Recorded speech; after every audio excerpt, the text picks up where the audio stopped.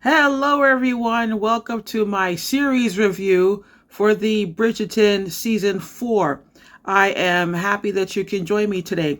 If you followed me on YouTube for quite some time now, Nightglow Entertainment, you know that unlike other critics, if I am watching a series, I watch the entire season before writing a review about it. So, Bridgerton Season 4, Part 1 premiered on January 29th, and the second part came out on Netflix yesterday, February 26th. And let me just say, I don't like what Netflix is doing nowadays, splitting up seasons instead of putting the entire season out in one day. I think it's annoying. Anyway, in case you are not familiar with the Bridgerton series, I will give you a very brief summary because I want to open up this conversation to as many people as possible, whether you are a Bridgerton fan or not, whether you are a season or two behind. The question that I'm asking is, who created Cinderella? So before I explain my thesis, a summary.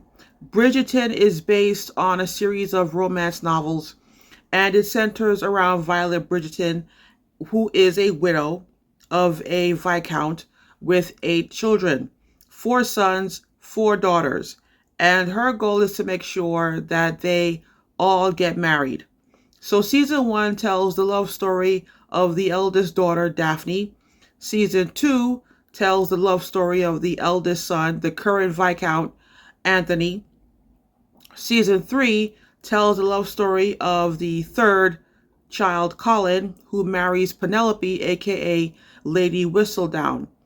At the same time, the sixth child, Francesca, fell in love with a Scottish lord.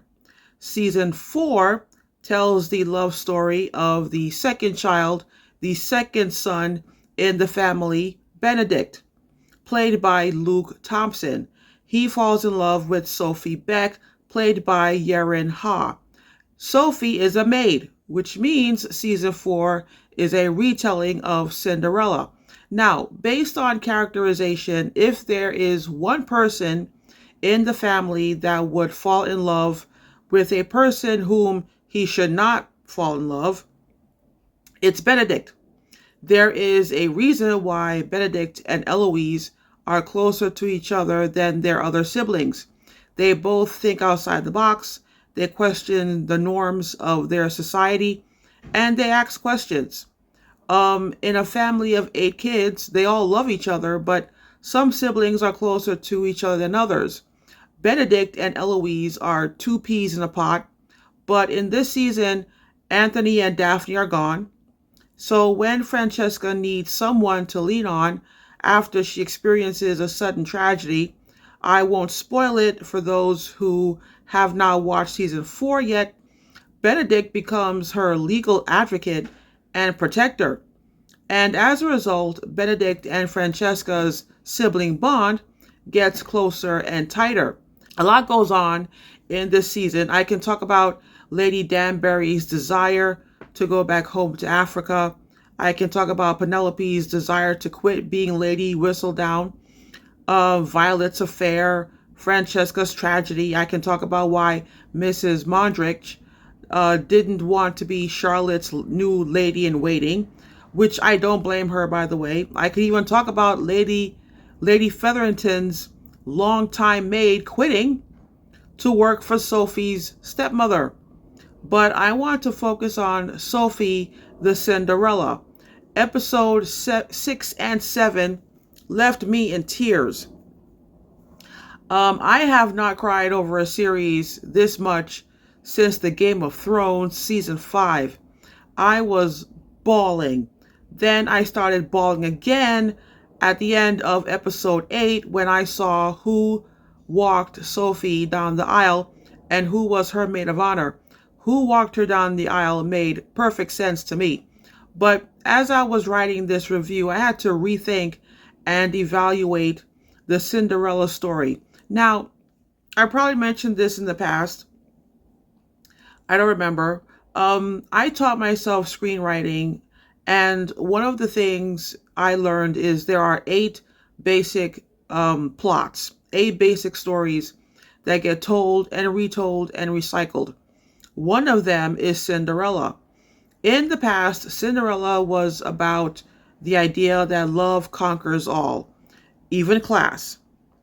That it's possible for a rich man to fall in love and marry a virtuous, poor woman. Then the 21st century came along, and when Hollywood tried to modernize the Cinderella story, the idea was the prince doesn't save Cinderella, Cinderella saves herself. And here comes season 4, and it hit me. Before now, I never asked the question, who created Cinderella? We all know the story, we all know how it ends, but when you strip away the fairy tale, the fantasy, and tell a realistic version of Cinderella, you realize Cinderella is unrealistic. Let me repeat. A realistic version of Cinderella shows that Cinderella is unrealistic. One example is Ever After, a realistic version of Cinderella starring Drew Barrymore, Angelica Houston, and Dougray Scott. I think it came out in 1998. In that movie, Drew plays Danielle, the Cinderella, and her father was a merchant who owned some money in a nice-sized estate. But her stepmother turned Danielle into a Cinderella by stealing what was rightfully hers. Same thing happened in episode 8. Sophie finds her father's will and learns he left her with a lot of money. Her stepmother stole what was rightfully hers. In other words, Cinderella is not the story of a poor person saved by a rich spouse or saved by a stroke of luck. It is the story of a person who became poor by being the victim of a rich thief. Lying, cheating, stealing is a part of life. And as long as you have people who got rich that way, and they will do anything to keep that wealth, you will rarely see a Cinderella in real life. Notice that as soon as Benedict realizes he is in love with Sophie, everyone, including Sophie, is trying to convince him he cannot love a maid. Even though the rich Bridgertons, Violet, Eloise, they don't understand how and why Sophie is so educated and well-spoken. They are aware Sophie read half of the books in their library.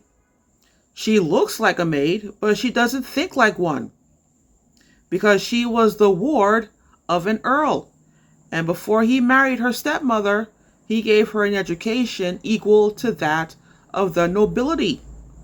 And when he dies, Sophie is trying to find a way to stay financially afloat. But what does her stepmother do? She makes her a maid and not pay her for 7 years.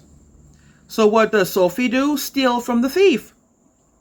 So by the time Sophie goes to court, she is at a disadvantage because of class. She is the maid. Her so-called stepmother is the one with the money and the title. And the reason why this conversation is important is we have to ask ourselves, why do we love the Cinderella story? Why do we keep rooting for the underdog? Why have we been telling the story for the past 500 years? Now, I know the story of the history of the Cinderella story.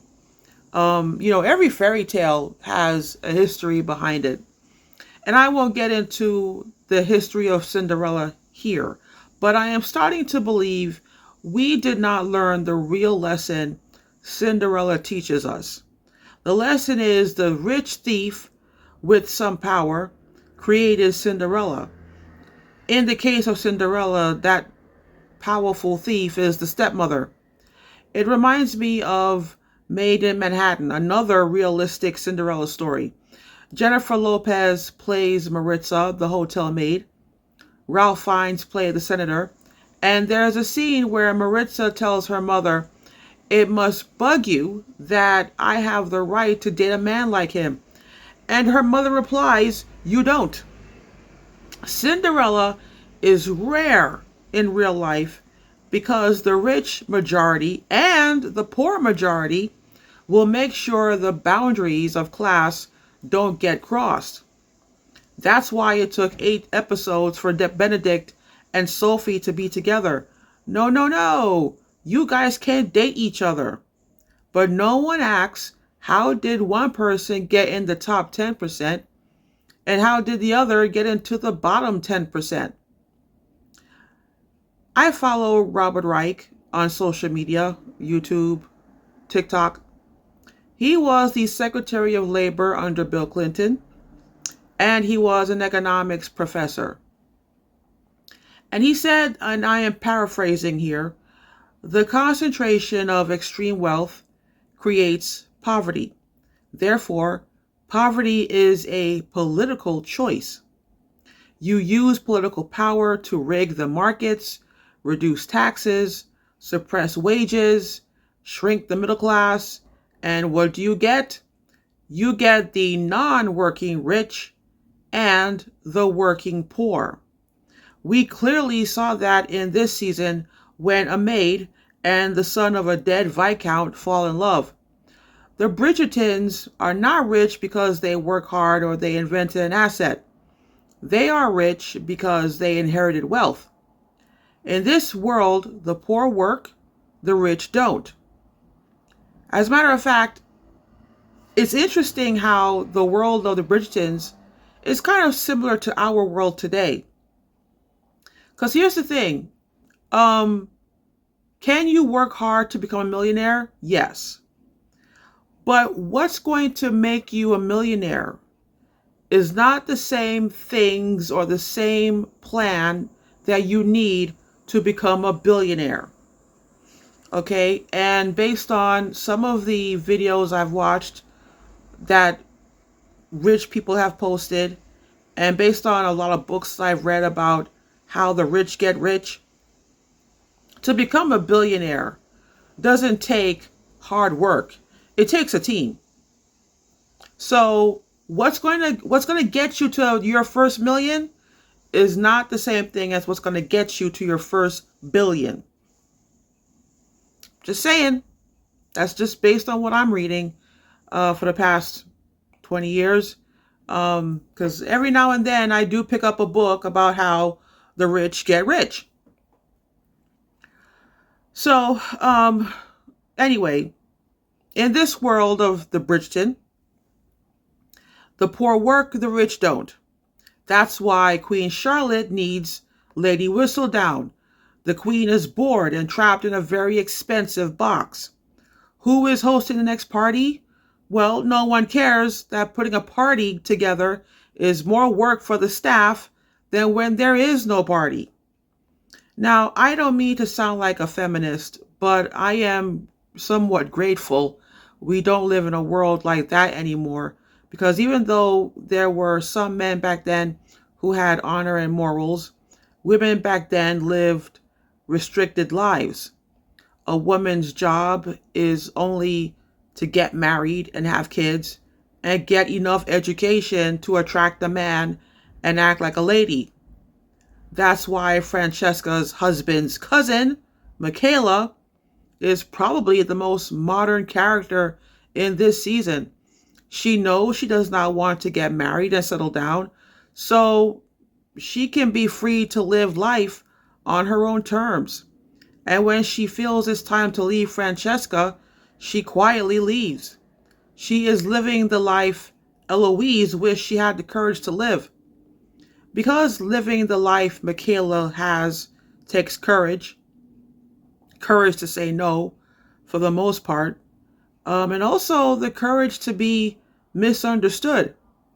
I have been thinking about feminism lately before season 4 came out, and I must admit that no matter what time period you live in, there's a price that we all have to pay.